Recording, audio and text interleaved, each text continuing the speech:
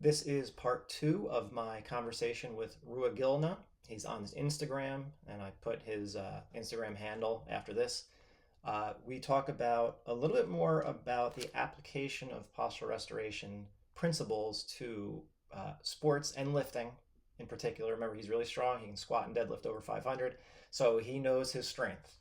And he has obviously trained a lot of people who engage in strength sports, including powerlifting and bodybuilding. And there's one other thing that he does mention too, is he starts talking about breathing and its relationship to pain and local tissue pain that can be influenced by something called the Bohr effect. And the Bohr effect, and he talks about it. This is exactly why I recommend the book, The Oxygen Advantage. I've made two videos about it. Highly recommend it. Just want to really stress that this book could be highly beneficial for a lot of people out there that are still struggling with pain, because underlying all of this is the respiratory system. And the same muscles that cause you pain and hold us into patterns are the same muscles that will be used to overbreathe. So getting breathing under control can help with movement related pain because it's really the same muscles. In the context of how we use it, it's revolutionary. The specificity and the systemization, Right. nothing I've ever found comes close. And I've been very, very lucky. I used to do a lot of Ashtanga yoga. I was lucky enough to study under a grandmaster of the world from Wing Chun Kung Fu, who also taught Qigong. So I was kind of serendipitous, and I had a lot of exposure to these ideas before I even ever heard of PRI. Right. And I think that's probably one of the reasons I'm able to be very accepting of it in a lot of ways. That's it. I was still a little bit dubious when I started.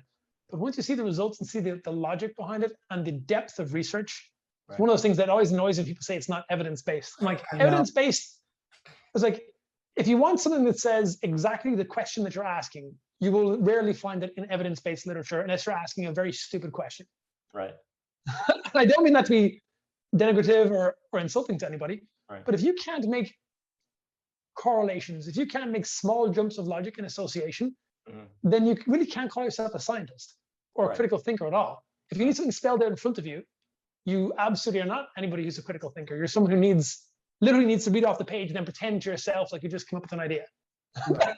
Yeah, and that is not someone who's going to be very good at treating people, by the way. No, and I have this book, I have a textbook on the vestibular system.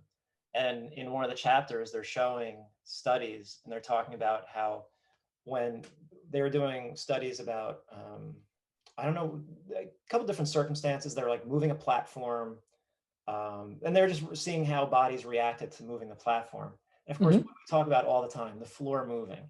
But what was fascinating was they were talking about how three main strategies occurred to not fall: ankle strategies, hip flexors, and neck. And they often found that when ankles would tighten up, the neck would tighten up also. Like grounding, if you're ungrounded, your neck will tighten up. And what do we talk about all the time? Like if you can't make that, if you can't say, oh, hey, that's PRI, or PRI is just saying the same exact thing, but they're giving you more evidence for it.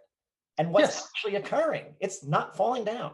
So that's a large part of the problem. Like, but people will see the large body of evidence supporting the sort of things that we say. And then other people will say, well, I don't believe that. I'm like, well, again, we've touched on the way of anti-intellectualism. I don't really care about your beliefs if there's a large body of evidence. Like very, very often people will show me the studies. I'm like, well, here's 15, 20 studies supporting some of the things that I'm saying. Well, I'm not going to read them. I'm like, all right, then take a long walk up a short pier. Yeah. Like, I'm not here to convince you all the time. But talking about like craniums moving, for example, it's still like somewhat, for some reason, a subject of argument. There's bunches of clinical studies showing that a simple off-the-counter orthotic or insert will change cranial position. This is not a question. Yeah, the relationships are not a question. Right. Just the application is not widespread yet. And you touched on it earlier that people have this idea, that if I've invested money in something, I'm emotionally invested in it. It's not just money. People make their identity their sport. Oh, yeah, definitely. They make their identity like, well, I'm a good bench presser. I'm a good physical therapist. I'm a good personal trainer. I'm a good, pick anything. I'm a good this. Therefore, if you're saying is, not what I'm saying, you must be wrong and I hate you and go away from me. Because if we're talking about PRI, people think it's about biomechanics. It's not. It's all about sense. It's all about who we are and what we sense in the environment and in ourselves, you know? And people sense a threat from novelty, from change, from learning that what they think the world is intellectually or biologically is not what it is. It's a sense threat. It's the same thing. Right. It is. Your guard will be It up. really is. It's threatening pain. It is. It is an emotion. It ramps up the nervous system. We get a sympathetic response. Yeah. If you measure their heart rate's up. They're heated up. They're mad. They are ready. They are not variable in that moment. When I get a nasty comment, I've learned to just be like, this is one person who probably watched one video and doesn't understand. So I'm going to just let it go. But in that moment, when I see it, am I just like, yes, I am. But I've let go of those things. And I always have to think of the 99 people who are thankful for the information being disseminated rather than the one person who's just pissed off and just leaves a nasty comment. Because I got a comment like yesterday. And no, let me just read it to you. This is I'm excited for this. All right, this is just the schizophrenia of the internet. Okay, wait. Okay. Bubba1407 comments, terrible video. I have no idea what this guy is talking about. So because he doesn't understand, it's a terrible video. So, but then the comment right above that is, Neil, I don't have words how to thank you. You are truly a God-sent angel. It's just amazing how you can get such different reactions about the same content from different people. It's amazing. I would say that right there is pretty much a beautiful cross-section representation of what happens when you give someone information. Yeah. I don't know what this is. It's not familiar to me. This is novelty. This is a threat. Go away. I hate you. And it must be versus wrong. Like, oh yeah, exactly. Versus, oh, I didn't know this. I tell people all the time. People always, oh, you're like a PRI expert. I'm like, no, I'm not an expert in anything. I'll never be an expert in anything. The minute I think I'm an expert, I'll be very mad at myself. My friends have permission to slap me in the face if I ever call myself an expert in anything, because that means if I'm an expert, I can't be wrong. Right. No, I want to be wrong as often as possible about the right things so that I learn and get better. Yeah. And I tell people all the time, like, I put up videos and I have a little bit of a different strategy than you dealing with negative comments. I'm sure you've seen some of them. I go one way or two ways. If you come at me with an ad hominem attack about myself, I will rip you to shreds. I have no chill whatsoever. If you come at me with a technical question or a disagreement, I will 100% engage in a respectful way. If you DM me, I'll probably just DM you back and we'll have a decent conversation. Right. But when it comes to the respectful disagreement, I love that because I'm 100% open to being wrong at any point. Somebody could tell me tomorrow the sky is green, and I'll say, okay, why? Why do you think it's green? Why am I wrong that it's blue? And I genuinely want to know, even if I don't agree with them, by the way. If I know somebody else's viewpoint, if I know where they're coming from, I can better address their concerns the next time we talk about this. Even if I don't agree with them. If I do agree with them, great, I learn, I get better. Right. Like there's no loss there with respectful discussion. No, and I, it's interesting. Like a lot of times people get annoyed that I won't give a very straight answer. Straight answer. But the reality is we're talking about probabilities. Nothing is 100% certain in life. So I use a lot of language that says likely, it's probable, but you never know. Like, so I'm not wishy-washy, but I have to accept the fact that, I can't give you a specific answer because there's so many variables that go into this. I have my, I know that, you're probably gonna need some more left hamstring. You're probably gonna need some left glute medius. I know those things. It's not reductionist. That's another criticism, apparently, of PRI. I didn't even know about that. It's too reductionist. I was like, Connor Harris asked me that. It's like, what do you think about PRI being called too reductionist? Like, it is? I think I didn't even know people were saying that. Anybody who says it's too reductionist has not gone through secondary or tertiary courses. No, they have not. They have absolutely not. Right. And most of them, I'm going to generalize here for a second. We just talked against generalizing, but most people I've seen criticize it haven't even been the whole way through the primaries. Yeah. And for anybody listening, I apologize if you're going through the primaries right now. But those are the Lego bricks to start building a castle. Yeah. Those are not it's not that they're simple, by the way, at all. It's not that they're short or brief or in any way very, very, very accessible. They're complex. But there's a great Einstein quote: "Things she made as simple as possible and no simpler." Yeah. PRI doesn't, in my opinion, does not oversimplify. The other criticism I see of it all the time is, well, it's all low load, low velocity. I'm like, well, that's a very easy criticism to counter. Also, the people who criticize it never actually take into account that there's a bunch of people who use it in sporting settings. Mm-hmm. It's a set of principles and then activities that outline those applications, but they can really be applied to anything. Like I use it with collegiate baseball players. I use it with, who by the way, pitch much faster now than they did 3 or 4 months ago and they came to me in chronic pain. Mm-hmm. I've used it with competitive gymnasts, with competitive bodybuilders. I've used it. It's pretty much universally applicable. It doesn't have to be low load. It doesn't have to be low velocity at all. No, I use it all the time in lifting. And again, I'm not lifting heavy, but there's no reason that you can't use it. I use it to lift heavy all the time. That's what I was going to get at that. Yeah, I mean, it's just how the body exists. It's not correct. It's just the reality of how humans. Why would that not be the standard? If you knew, like, this is what drives me nuts. If you knew that you had a bigger right diaphragm, which no one knows, and if you know what the diaphragm does, which most people don't, but if you knew that there's more of a pull to the right than to the left. I mean, if we even get much simpler, to get reductionist, we have a pressure difference at all times. That's what the pressure difference, apart from, we're not going to get into dopamine asymmetry and stuff like that right now, but let's just pretend the brain's not here, which I know is hurtful to do. Right. If we're like a bunch of meat balloons, right? Meat balloons. If one side compresses, the other side has to decompress. Right. Swap, swap, swap, swap, swap. That's how you're supposed to move through life. And if people talk about, well, there's not just one efficient way to move. Yes, there is. It's called fucking evolution. Apologize if you're not allowed to curse here. But evolution pushed us in a direction to be the most dominant bipedal species because of a couple of simple things. Our nominal bones are rotated and oriented differently versus chimpanzee. They're not very efficient in a sagittal plane gait or in gait in general, right? So we're better than chimps that way. There's 12, 13, 14 other viable hominids. We are better, and we're better. I don't know, it's arguable that we are now. We were better at walking. We had less surface area exposed to the sun, less cooling needs. We were more calorie efficient per stride, allowing us to forage further, get more calories, and breathe more, allowing ourselves to free up more energy to develop our brains and use our hands more efficiently. Right. That's the way we're designed.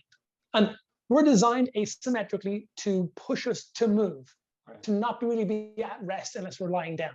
You know, that's what we're designed for. We're designed to be a bunch of loaded springs that we're essentially regenerative braking in an electric car. That's what we have. You load the right leg, you put that right leg on the ground, you load that spring, you explode it, you transfer that force to the opposite leg. We talk about athleticism, we talk about high force, high velocity. If we talk about any movement, it doesn't really matter any athletic movement you can think of, right? It's going to be transferring force and velocity from one lower extremity to the contralateral upper extremity, probably.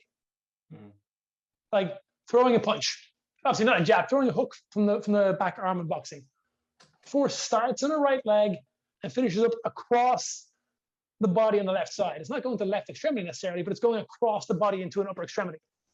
So if you can't rotate, if you can't dissociate a sternum from a sacrum, if you can't have a head that does something indifferent there, if you can't have, all this dissociation but efficient power transfer, this compression and decompression and preservation of energy and power, then you're non-athletic or you're suboptimally so. The same thing for gait. And the argument that people sometimes put forward is, well, we've got different bodies in front of us. Like, yes, but those are unicorns. I've seen people who have extra facets in a joint. I've seen people who have ball and socket knees. That's a thing that exists. Absolutely. Rather than like a hinge joint knee. It exists, of course. But so do albino people. Right. It doesn't mean they're the norm. It doesn't mean we have to, I don't mean to sound insensitive to any albinos listening. They have their own struggles for sure. But we shouldn't, for example, put shades everywhere so they don't get sunburned. That just doesn't make sense to cater to that small of a minority. So I do apologize, that sounds insensitive, but we're talking about people with, unique joint presentations or unique patterns. They're going to have to be dealt with on an individual basis. Right. Because they're unique. Right. And I don't want to use the phrase snowflake because it's been coined by a party of people that I generally disagree with. But most people think they're these unique, special snowflakes that nobody else has ever dealt with. And the fact of the matter is we do all have unique perception of self and environment. Yeah. But biologically speaking, we're all fairly similarly organized. We just weight different inputs differently. Correct. And you can't escape the fact that you are likely structured as every other human is structured. And hence there is a way to move most efficiently. An optimal way. And it's going to be the same way, just with slightly different leverages and force. Right. So there is the right way to move. You can't escape that you are made as a human. Like it's just So why would We you can not get, take we can that get into into account? context for weird things, like, if you're doing something that's very, very, very highly specific, it might not be the way we're going to walk. Right. Yeah, obviously. Like, that is absolutely obvious. But again, most of our clients, our patients, they want to walk, move, run, jump, have fun, not be in pain. There is an optimal way to be that, Right. inarguably. Right. And people will still argue. I say it's inarguable. People will argue. Yes. But It's I've arguable. yet to find somebody who can actually articulate why they disagree with me. They'll tell me, I don't see it like that. Or they'll go to an ad hominem attack. Well, you're fragile. You're this. People who do that don't lift heavy. I'm like, I lift heavier than all of you. So, Yeah. well, you're a unicorn. So does my training partner. So do half of my clients. Yeah. So do a bunch of the trainers that I worked with. We use these types of systems training. I'm like, I'm not, listen, I would love to think that I'm a unique special snowflake. Right. I would like to think that I'm a genetic mutant and that's why I'm strong. Yeah. But the fact of the matter is, anyone can be strong. Right. Not everybody can be world class strong, but anybody can be strong. Anybody can be strong and not get hurt. And And that's the more important thing. that is the more important thing. And like I remember when I was back when I did squat, and I would be moving into the mid to higher 200s before ultimately my SI joint would start to hurt too much. I realized that the better form that I had, and people would be like, wow, your form is so good. I was like, yeah, so why am I in so much pain all the time? Because I didn't, they teach you to arch hard and use Yep. those lats and those traps and arch hard and take that big breath. And, and then I was like, well, this is not freaking working. So what I started to do, I remember it had to be early, like 2010, maybe 2011, somewhere around there. I started to read about stacking the ribs on top of the pelvis, which is legitimate. Like that's what we're trying to do. But no one Yep. understood the inability to actually do it because we're living in extension. But what Yep. I realized was when I would give myself improper form by exhaling and bringing my ribs down a bit in front and taking my back out of perfect form, I was like, I feel better, but I know this is wrong. And then, Yeah. so I didn't realize I was doing PRI in a sense before I was doing PRI because I was living in obviously, I was living in mad extension. And all I was doing was getting back to an actual closer to a neutral, definitely not neutral spine, but Mm-hmm. closer to it. And that redistributed loads way more effectively. And so, And people just don't, it's like, it's not a crime to not know that you were doing things improperly. None of I us knew. spent the first None of 12 years of my career doing things pretty Yeah, poorly in the yeah, best way that I knew how. And right, I've met clients that I trained 10 years ago and say, well, you told me back then to do this. I'm like, well, that's what I thought back then. yeah, I'm and like, I know better now. right, And yeah, people love to kind of get in there and criticize different things. No one's saying necessarily a powerlifter needs to go and squat like that because there are specific rules and specific ways to skirt those rules to make your numbers higher. mhm, Does that mean a powerlifting bench press is optimal for hypertrophy? I would think not, given that a pec is pretty well stretched the whole time. mhm, I've come under criticism before for I don't let certain clients do certain movements if they don't pass the associated table tests. You're treating them like they're fragile. And I'm like, no, I'm abiding by the first rule: do no harm. harm. If you can't bring your arm to 45 degrees behind you, 45 degrees of horizontal humeral abduction, then when you bench press, what the hell do you think that movement is? That's part of that movement. Internal rotation is part of that movement. Right. So if you're understanding straight off the bat they're going to compensate in that movement, why would you load it? Mm. Because if you load it, you're no longer talking from a pure strength, pure hypertrophy, pure vanity, aesthetics, or whatever way you want to go about it for lifting weights. Why people lift weights? If you know you're not going to do the movement you're trying to do, you know you're not loading the tissue you're trying to load. That's what why would you do it? Yeah, that's what I keep telling people. Like because sometimes I'll get a comment like, no, this is not real or whatever. I'm going to keep strengthening my back. And which I've never said, don't strengthen your back. All I'm saying is don't do it when you're already living in extension because you're not doing what you think you're doing. So why get so defensive about it? Like, correct. Find yourself someone who knows what they're doing. Get on. Nobody's saying an arch back is bad. Nobody's saying that. No, just being stuck there is bad. Just being stuck there is bad, as we know. Being stuck in a tough pelvis is also bad. I just haven't seen that person in front of me. Yeah. Like, I've never seen someone stuck in systemic flexion on both sides. I've seen it stuck on one side, relatively common, but I've never seen two. Never. And Oh, that's what people the, always ask me. I'm like, well, I haven't really seen that. the example that always gets bandied around to me, someone goes, well, what about elderly people? And they always have a very smug look on their face. The who people? And it's by the end, yeah, elderly people, because they're leaning over and they're hunched. I'm like, oh, but they're inflection. yeah, they're dropping a sternum, got a head up here, a straight neck, they've got no cervical curvature, and they're still an anterior pelvic tilt. You just got to go around and pat them on the back, palpate those erectors. Yeah. Their pelvis is wedged forward; they can't get off the toe. They're not in systemic flexion at all. It's crazy. No. And unfortunately, a lot of them get lots of extension exercise to get them back, and it just makes them worse. It just makes them worse. And oh God, I was looking at a local magazine for a hospital, and they were talking about, some exercises for back pain, and it was all extension. And I'm just thinking, oh my God, what are these people doing to themselves? So if we were to talk about the evidence base, right? Because people love to go back to evidence base.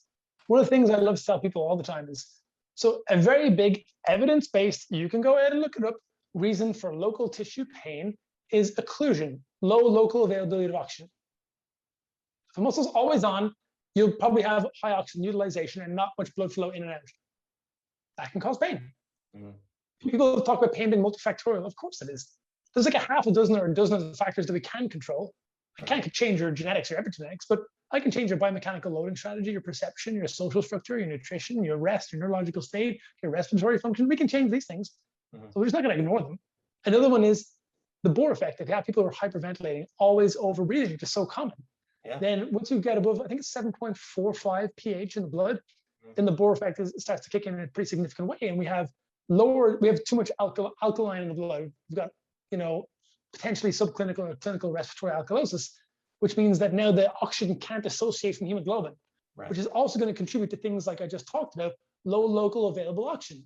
That doesn't mean if you put on a pulse oximeter, you're not going to see high numbers. It's circulating, but the pH is not conducive to that oxygen leaving the hemoglobin, therefore the tissue can't use it. Right. So if you have someone in pain, the best thing you can probably do for a lot of people, I'm sure someone's going to get mad at me for this, is teach them how to breathe, regardless of where the pain is. Right. If it's a chronic tissue pain. Right. No, because it's tension. We're trying to detense the system. Correct. And we're detensing the system. We're allowing oxygen to actually do what it's supposed to do and get into that muscle tissue. Right. And from a sympathetic and parasympathetic situation, they're also going to be downregulated. They're likely to have a less perception of that pain. Right. And how would that help the power lifter? How would that help the power lifter? It means that he's not going to be stuck there. He's not going to be stuck there. It means he can get on the platform. He can get that beautiful arch powerlifting squat if he wants, so that deadlift or that arch bench, whatever he wants to do, and then step off and be a normal human. Right. Be a human who can go play ball with his kids, or go walk the dog without walking like a Lego man. Right. Like, Super Mario in the original, where you just go side to side. I never had video games, I'm not gonna lie. Oh, I'm a huge games nerd. I never had. I ended up hating them because whatever. I never. Oh, because of your visual issues, it probably wasn't that fun. Well, no, because I would get killed anytime I would go to a friend's house and play. I would get destroyed because I didn't have it at home to practice. I was fair.